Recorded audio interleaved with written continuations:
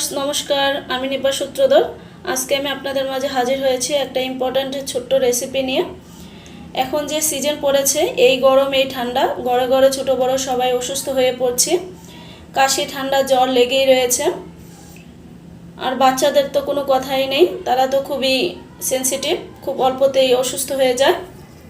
তাই আমি দেখিয়ে দিব আজকে আমরা ঘরোয়া পদ্ধতিতে কিভাবে বাচ্চাদের প্রাথমিক চিকিৎসা দিয়ে সুস্থ রাখতে পারি। তাহলে চলো দেখে নিই। আমি এই প্লেটটা এখন সাইডে রেখে দিব।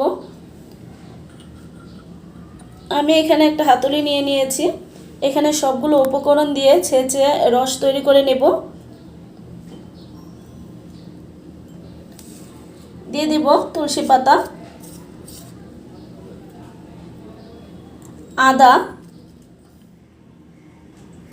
এখন দিয়ে দিব কালিজিরা। কালিজিরাটা শরীরটা গরম রাখতেও সাহায্য করবে। আর দিয়ে দেবো সামান্য 1 চিমটি লবণ। যদি 1 বছরের কম হয় বেবি, তাহলে সেক্ষেত্রে লবণটা দিবেন না।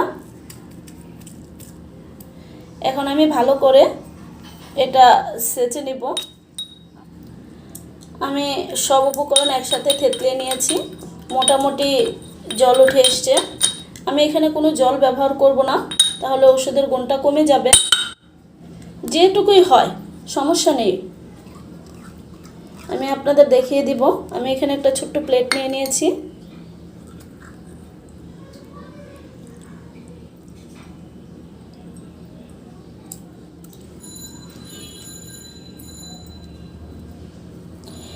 এই সাবাটা যে বের হয়েছে, এই সাবাটা আমি ফেলে দিব না। আমরা যারা বড় আছি, যারা চিবিয়ে খেতে পারি, তারা এটা খেয়ে ফেলবো।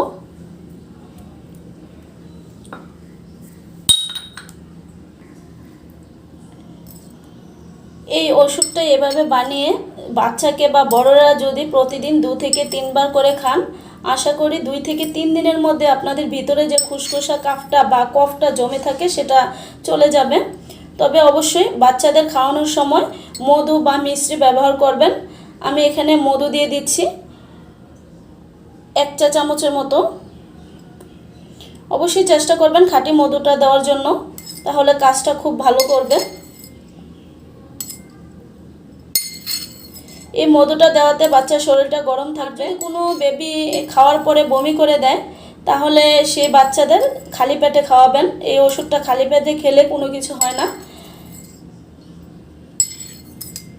আর আরেকটা টিপস বলে দিচ্ছি, যদি এটা কালো তুলসী পাতা পান, তাহলে সবচেয়ে কাজটা বেশি ভালো হবে।